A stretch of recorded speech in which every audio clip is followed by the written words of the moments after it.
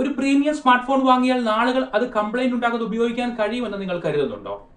50,000 രൂപ മുതൽ 1,00,000 രൂപ വരെ വില നൽകി ഫോൺ വാങ്ങുമ്പോൾ 4 അല്ലെങ്കിൽ 5 വർഷം വരെ അത് കേടുകൂടാതെ ഉപയോഗിക്കാൻ കഴിയുമെന്നാണ്.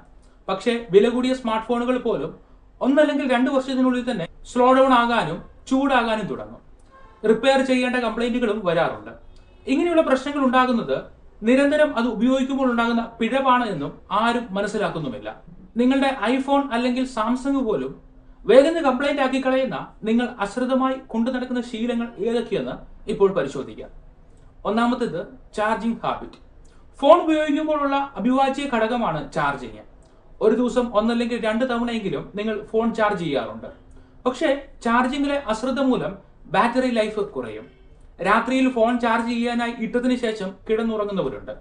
രാവിലെ എഴുന്നേൽക്കുമ്പോഴായിരിക്കും അത് അൺപ്ലഗ് ചെയ്യുന്നത്. രാത്രിയിൽ ഫോൺ ചാർജ് ആകാനായി ഇടുന്ന ശീലം നിങ്ങൾക്കുണ്ടെങ്കിൽ നിങ്ങളുടെ ഫോണിന്റെ ബാറ്ററി സാവധാനം നശിക്കുകയാണ്. 2025 ഫാസ്റ്റ് ചാർജറുകളുടെ വർഷമാണ്. 33 വാട്ട്സ് അല്ലെങ്കിൽ 45 വാട്ട്സ് ഉള്ള ഫാസ്റ്റ് ചാർജറുകൾ ഉപയോഗിക്കാനാണ് ആളുകൾ താല്പര്യപ്പെടുന്നത്. പക്ഷേ ഒരു ദിവസം ഒന്നിലധികം തവണ ഫാസ്റ്റ് ചാർജർ ഉപയോഗിച്ച് ചാർജ് ചെയ്യാറുണ്ടെങ്കിൽ അധികം നാൾ നിങ്ങളുടെ ഫോണിന്റെ ബാറ്ററി ഉപയോഗിക്കാനായി ഉണ്ടാകില്ല.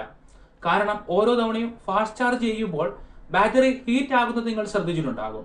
ചാർജിംഗ് സൈക്കിൾ തുടരെ ഉണ്ടാകുമ്പോൾ ബാറ്ററി ലൈഫ് വേഗം കുറയും. ഫോണിന്റെ ശരിയായ ചാർജറിന് പകരം വില കുറഞ്ഞത് അല്ലെങ്കിൽ ഡ്യൂപ്ലിക്കേറ്റ് ചാർജർ ഉപയോഗിച്ചാൽ അത് ബാറ്ററിക്ക് മാത്രമല്ല ഫോണിന്റെ മദർ ബോർഡ് തന്നെ റിസ്കിലാക്കും. ഓരോ ഫോണിനും കമ്പനി നിർദ്ദേശിക്കുന്ന ചാർജർ തന്നെ ഉപയോഗിക്കുക.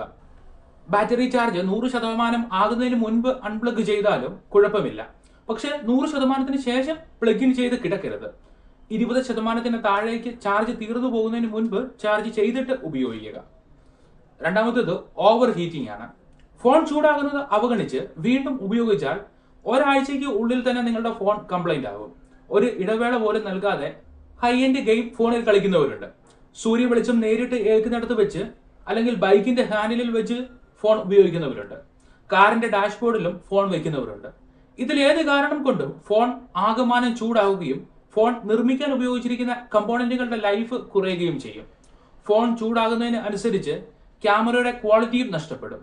അതുകൊണ്ട് നിങ്ങളുടെ ഫോൺ ചൂടാകുന്നതായി തോന്നിയാൽ ഡാറ്റ കണക്ഷൻ ഉൾപ്പെടെ ഓഫാക്കി ഉപയോഗിക്കാതെ കുറച്ച് സമയം വയ്ക്കുക. ചൂടായിരിക്കുന്ന സമയത്ത് ഫോൺ ചാർജ് ചെയ്യുകയും വരുത്. മൂന്നാമത്തേത് അപ്ഡേറ്റ് ചെയ്യാതെയുള്ള ഉപയോഗമാണ്. സോഫ്റ്റ്വെയർ അപ്ഡേറ്റുകളും സെക്യൂരിറ്റി അപ്ഡേറ്റുകളും സ്കിപ്പ് ചെയ്യുന്നവരുണ്ട്. പക്ഷേ ഔട്ട്ഡേറ്റഡ് ആയ ആപ്പുകൾ വീണ്ടും ഉപയോഗിച്ചാൽ പ്രൊസസർ അധികമായി വർക്ക് ചെയ്യേണ്ടി വരും. ബാറ്ററി ചാർജ് അമിതമായി ഉപയോഗിക്കുകയും ചെയ്യും. പ്രീമിയം ഫോണുകൾ നന്നായി ഉപയോഗിക്കണമെങ്കിൽ നിർബന്ധമായും അപ്ഡേറ്റ് ചെയ്യേണ്ടതായുണ്ട്.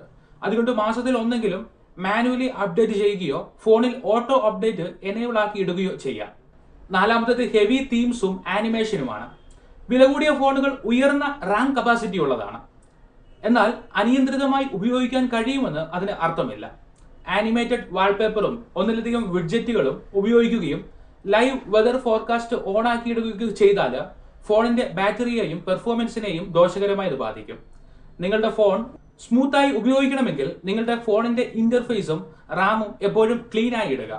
ഉപയോഗത്തിനിടയിൽ ആവശ്യമില്ലാത്ത ആപ്പുകളെല്ലാം ബാക്ക്ഗ്രൗണ്ടിൽ പ്രവർത്തിക്കാതിരിക്കുവാൻ തട്ടിക്കളയുക. ഫോൺ ഓഫ് ആക്കി വെക്കുന്നതിന് മുൻപ് ഉപയോഗിച്ച എല്ലാ ആപ്പുകളും തട്ടി ദൂരെ കളയുക. അഞ്ചാമത്തേത് സ്റ്റോറേജ് എന്ന കുപ്പക്കുന്നാണ്. വാട്സാപ്പ്, ടെലിഗ്രാം എന്നീ ആപ്പുകൾ എപ്പോഴും ഉപയോഗിക്കുന്നവർക്കാണ് ഈ കുപ്പക്കുന്ന് ഉണ്ടാകുന്നത്. പല ഗ്രൂപ്പുകളിൽ വരുന്ന വീഡിയോകളും ഇമേജുകളും ഓഡിയോകളുമെല്ലാം തനിയെ ഡൗൺലോഡ് ആവുകയും 1 TB സ്റ്റോറേജ് ഉണ്ടെങ്കിൽ പോലും സ്റ്റോറേജ് നിറയുകയും പ്രീമിയം ഫോണുകൾ പോലും ലാഗ് ആകുകയും ചെയ്യും. ചില ആളുകൾ കാണുന്ന ആപ്പുകളും ഗെയിമുകളും എല്ലാം ഇൻസ്റ്റാൾ ചെയ്യും. ഒരു തവണ ഉപയോഗിച്ചിട്ട് പിന്നെ തിരിഞ്ഞു നോക്കുകയില്ല. ഇങ്ങനെ ഡാറ്റ കുമിഞ്ഞുകൂടുന്നത് മൂലം സിസ്റ്റത്തിന്റെ വേഗത കുറയും. എല്ലാ ഫോണുകളിലും സ്റ്റോറേജ് മാനേജർ അല്ലെങ്കിൽ മൈ ഫയൽസ് എന്ന ഒരു ഫോൾഡർ ഉണ്ട്. ആഴ്ചയിൽ ഒന്നെങ്കിലും ആ ഫോൾഡർ ഓപ്പൺ ചെയ്ത് വന്നു കിടക്കുന്ന വീഡിയോകളും ഫോട്ടോകളും ഓഡിയോകളും ആപ്പുകളും എല്ലാം ഡിലീറ്റ് ചെയ്യും. വാട്സാപ്പ്, ടെലിഗ്രാം പോലെയുള്ളവയുടെ സെറ്റിംഗ്സിലെത്തി ഓട്ടോ ഡൗൺലോഡ് ഓഫ് ആക്കി ഇടുകയും ചെയ്യാം. ആറാമത്തേത് ചാർജിങ് ചെയ്തുകൊണ്ടുള്ള ഉപയോഗമാണ്. യൂട്യൂബ് കണ്ടുകൊണ്ട് അല്ലെങ്കിൽ വാട്സാപ്പ് നോക്കിക്കൊണ്ട് ഫോൺ ചാർജിങ് ചെയ്താൽ അത് ഫോണിന് കേടാണെന്ന് പലപ്പോഴും ആളുകൾ പറയാറുണ്ട്. എങ്കിലും അത് അവഗണിച്ച് ഉപയോഗിക്കുന്ന ശീലം ആളുകൾക്കുണ്ട്. ചാർജിങ് സമയത്തെങ്കിലും മൊബൈലിന്റെ സ്ക്രീൻ ഓഫ് ആണെന്ന് നിങ്ങൾ ഉറപ്പുവരുത്തണം. ചാർജിങ് സമയത്ത് ഫോൺ ഉപയോഗിച്ച് അകമയുള്ള ചൂട് കൂടുകയും ബാറ്ററി സൈക്കിളിനെ അത് ദുർബലപ്പെടുത്തുകയും ചെയ്യും. അതുകൊണ്ട് ചാർജ് ചെയ്യാനായി വെക്കുമ്പോൾ അത് ചാർജ് ആകട്ടെ. അതിനുശേഷം ഉപയോഗിക്കാം. ഏഴാമത്തേത് ഫോണിന് കവറോ screen ഗ്ലാസോ ഉപയോഗിക്കാതിരുന്നാലുള്ളതാണ്.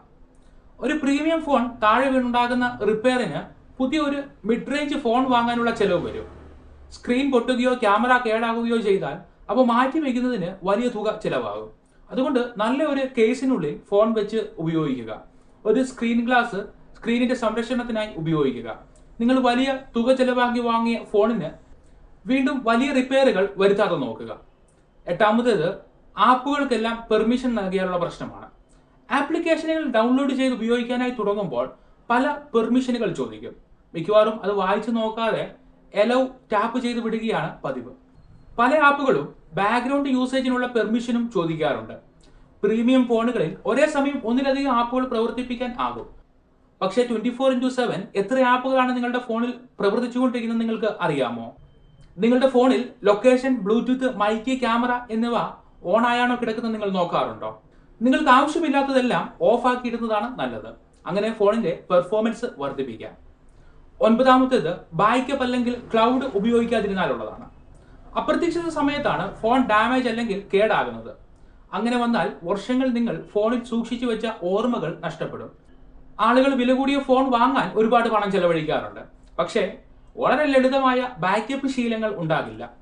Google photos, iCloud, Google drive storage പോലുള്ളവ സ്ഥിരമായി ഉപയോഗിച്ച് നിങ്ങളുടെ വിലപ്പെട്ട ഓർമ്മകൾ സ്ഥിരമായി ബാക്കപ്പ് ചെയ്യുക. നിങ്ങളുടെ കോൺടാക്ട് ലിസ്റ്റ് നേരിട്ട് ജിമെയിൽ അക്കൗണ്ടിലേക്ക് സേവ് ആകുന്നത് പോലെ ബന്ധിപ്പിക്കുവാൻ കഴിയും. അങ്ങനെ ചെയ്താൽ ഫോൺ നഷ്ടപ്പെട്ടു പോയാൽ പോലും നിങ്ങളുടെ ഡാറ്റ എല്ലാം അടുത്ത ഫോണിലൂടെ വീണ്ടെടുക്കുവാൻ കഴിയും. പത്താമത്തേത് കട്ടിലിൽ വെച്ച് കിടന്നുറങ്ങിയാലുള്ള നഷ്ടമാണ്.